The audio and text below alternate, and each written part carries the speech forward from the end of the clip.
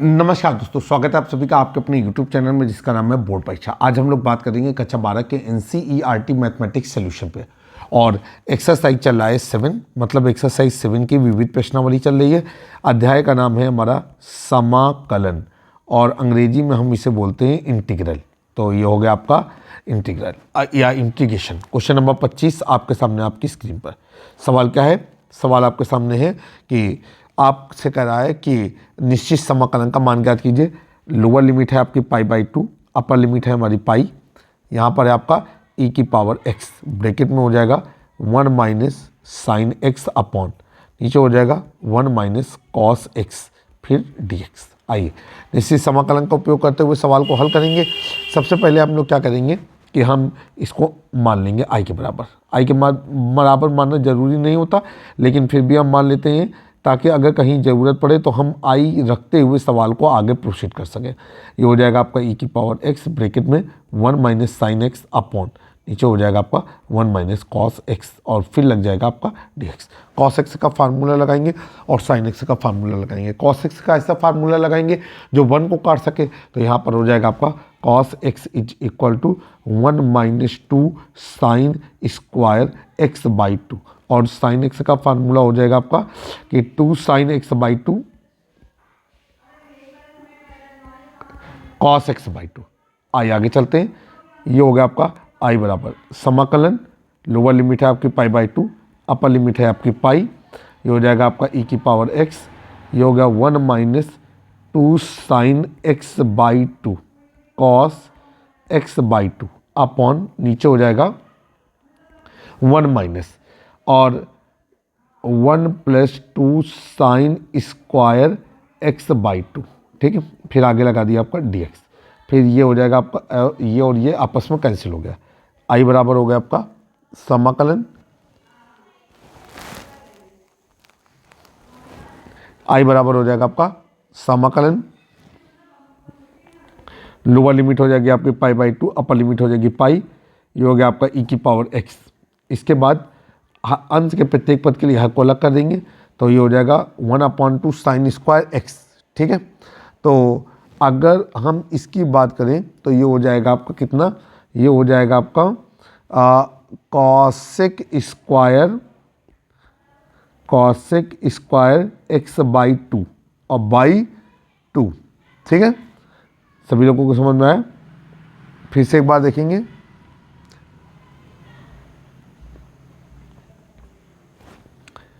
ठीक, अब ये हो जाएगा आपका आगे माइनस, ये हो गया आपका 2 साइन x/2 और साइन x/2 कट गया, तो ये हो जाएगा 2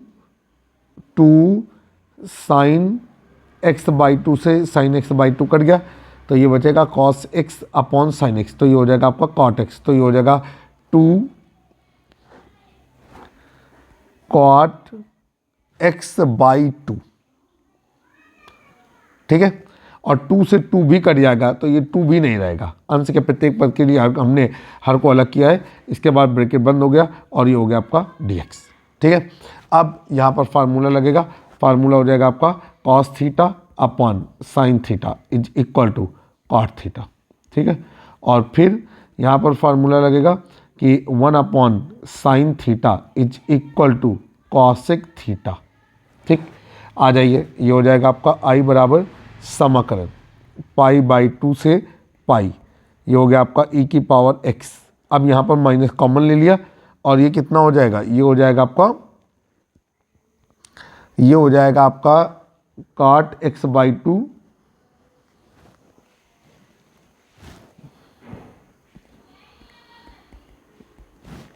माइनस कॉसेक स्क्वायर x/2/2, और आगे क्या लग गया dx, ठीक है।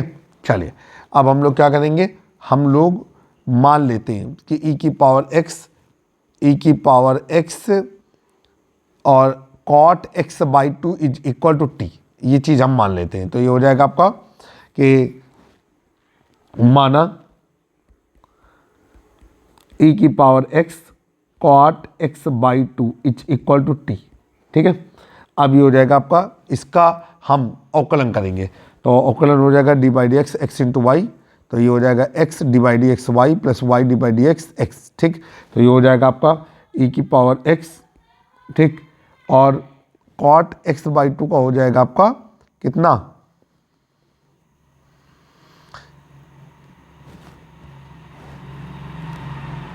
ये हो जाएगा आपका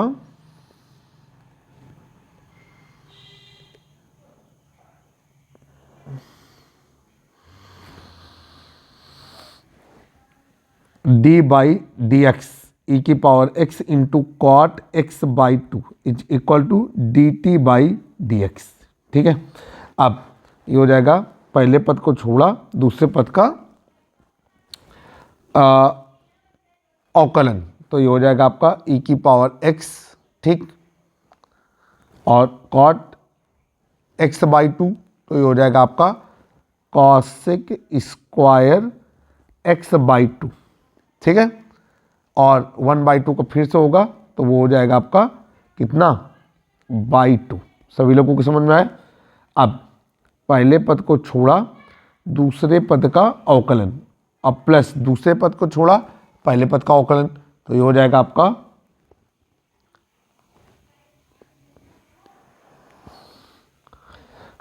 कॉट एक्स बाई 2 का हो जाएगा minus cosec square x by 2। अब ये हो जाएगा आपका e की power x cot x by 2, cot x by को छोड़ा, e की पावर x का e की पावर x आएगा, ठीक है। सभी लोगों को समझ में आया। अब इसके बाद क्या हो जाएगा आपका, ये हो जाएगा आपका ब्रैकेट बंद करके dx is equal to dt, ठीक है। अब यहाँ से हम लोग क्या करेंगे कि थोड़ा अगर अरेंजमेंट करना चाहें तो अरेंजमेंट कर लें, धनात्मक पहले ऋणात्मक बाद में कर लें, तो आपका हो जाएगा आपका कि इसको हम लोग लिख सकते हैं कि e की पावर x, और ये हो जाएगा आपका cot x by 2 minus 1 by 2 cosec square x by 2, उसी का चेंजमेंट स्वरूप है, और ये हो जाएगा आपका dx is equal to dt, ठीक है। चलिए अब सवाल को हल करते हैं। तो ये क्या हो जाएगा, ये हो जाएगा समाकलन, ये हो जाएगा आपका i बराबर माइनस, आप इस पूरे की जगह पे क्या रख सकते हैं, dt, तो ये हो जाएगा आपका dt। अब ये हो जाएगा आपका यहाँ पर एक फार्मूला लगेगा, समाकलन 1 into D x is equal to X plus C. काले पेन से जितना भी लिखा हुआ है हमने फार्मूला लिखा हुआ है, तो आई इज इक्वल टू हो जाएगा माइनस टी प्लस सी। अब यहाँ पर हम लोग टी का मान रख देंगे, तो यहाँ पर रख दिया, टी का मान रखने पर तो ये हो जाएगा आपका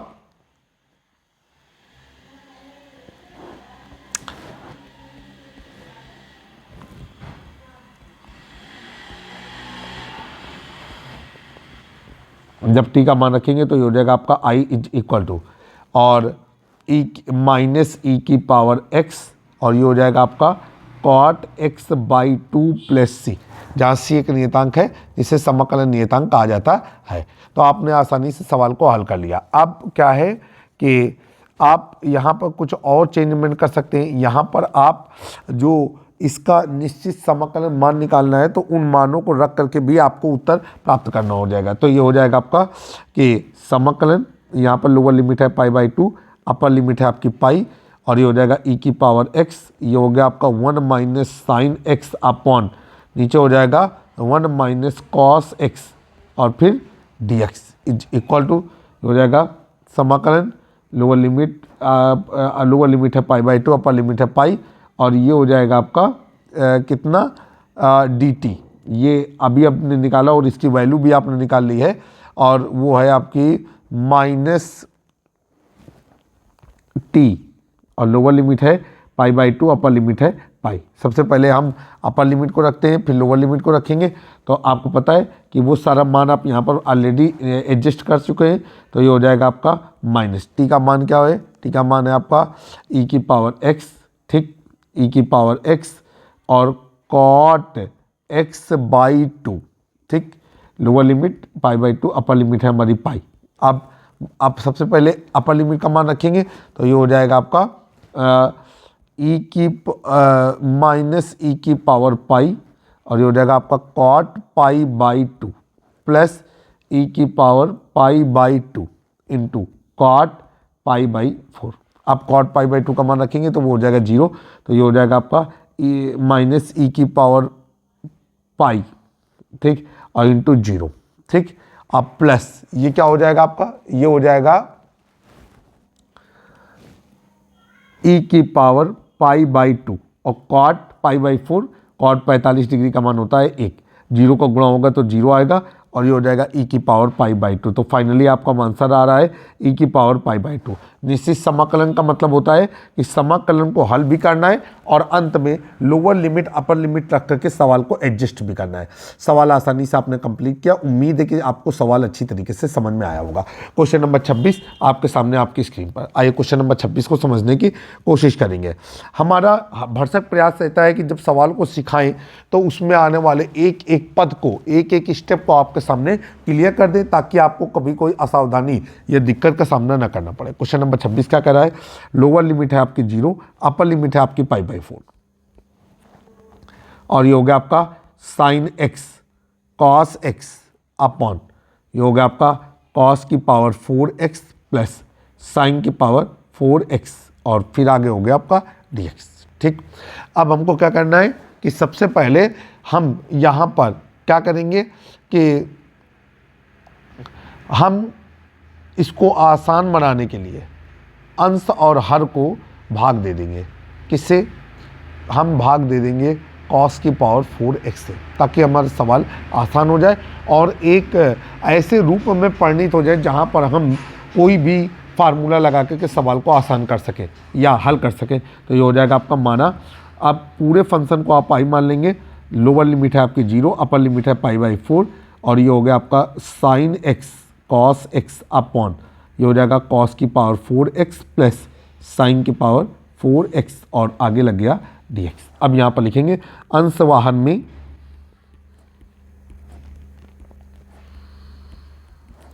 cos की पावर 4x से भाग देने पर, अब जब भाग देंगे तो ये हो जाएगा हमारा i बराबर, ये लोअर लिमिट है 0, अपर लिमिट है π/4, यहाँ पर हो गया आपका sin x cos x upon, नीचे हो जाएगा cos की पावर 4x अपॉन, नीचे हो गया cos की पावर 4x प्लस sin की पावर 4x अपॉन, ये हो गया आपका cos की पावर 4x और फिर लगा देंगे dx। अब चलेंगे, यहाँ पर हो जाएगा आपका i बराबर समाकलन, लोअर लिमिट है हमारी 0, अपर लिमिट है आपकी π/4। इतना समझ में आया।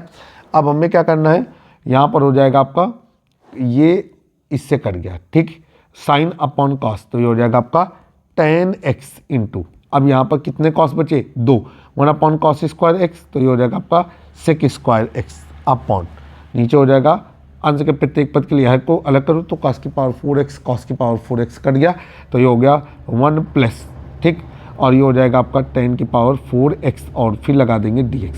फार्मूला यहाँ पर लगाएंगे, फार्मूला होता है आपका कि sine x upon cos x is equal to tan x और एक फार्मूला होता है आपका कि 1 upon cos x is equal to sec x, ठीक। चले, अब ये हो गया आपका i बराबर, अब लोअर लिमिट है आपकी 0, अपर लिमिट है आपकी π/4, इतना हो गया। अब इसमें आगे बढ़ने से पहले हम लोग मान लेते हैं, तो हमने मान लिया कि माना tan square x is equal to t, ठीक, तो यहाँ पर लिखा माना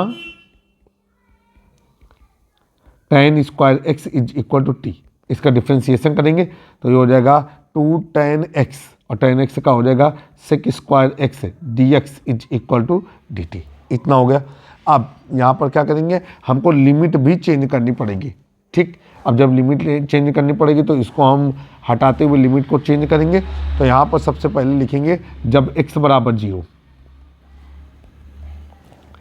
तब t बराबर क्या हो जाएगा आपका 0, क्योंकि ये हो जाएगा tan square 0 degree is equal to T और t बराबर हो जाएगा आपका 0। फिर जब x बराबर π/4 तो ये हो जाएगा आपका tan square π/4 is equal to T और t इज इक्वल टू क्या हो जाएगा आपका 1। अब ये हो गया आपका, इसलिए ये जो आपका i है वो कन्वर्ट हो गया और यहाँ पर हमारी जो लोअर लिमिट है वो आ गई 0, अपर लिमिट आ गई 1 और ये हो गया आपका dt upon 1 plus T square, ठीक है, और इधर क्या लगा देंगे हम 1/2, ठीक। अब ये हो गया आपका फार्मूला लगाएंगे, तो यहाँ फार्मूला लगेगा समाकलन, ये हो गया 1/1 plus x square d x is equal to tan inverse x plus c. ठीक है, ये हो गया आपका I बराबर 1/2। ठीक, tan इनवर्स t, फिर लिमिट रख देंगे, लोअर लिमिट है 0, अपर लिमिट है 1। अब ये हो जाएगा आपका I इज इक्वल टू 1/2 और ये हो जाएगा आपका, पहले रखेंगे हम लोअर अपर लिमिट को, तो ये हो जाएगा tan इनवर्स 1 माइनस ये हो गया आपका tan इनवर्स 0। अब फिर आगे चलेंगे, I इज इक्वल टू 1/2 और ये हो गया आपका tan इनवर्स tan π/4। ठीक, और माइनस ये tan इनवर्स tan 0 डिग्री। ठीक, ये अब tan से tan कैंसिल हो गया और I इक्वल टू हो गया 1/2। फिर अंदर क्या हो गया आपका, अंदर हो गया आपका π/4 माइनस 0। फिर ये हो गया आपका I इक्वल टू 1/2 इंटू π/4 और फिलहाल I इक्वल टू हो गया आपका π/8। ये आपका आंसर हुआ। तो उम्मीद है कि ये सवाल भी आपको समझ में आया होगा। इस वीडियो में आपने क्वेश्चन नंबर 25 और क्वेश्चन नंबर 26 को समझने की कोशिश की। आशा करते हैं कि सारे के सारे सवाल आपको अच्छी तरीके से समझ में आ रहे हैं। जल्द ही एक नए वीडियो में फिर से मुलाकात होगी, तब तक जुड़े रहें आप अपने यूट्यूब चैनल से जिसका नाम है बोर्ड परीक्षा। जय हिंद, जय भारत।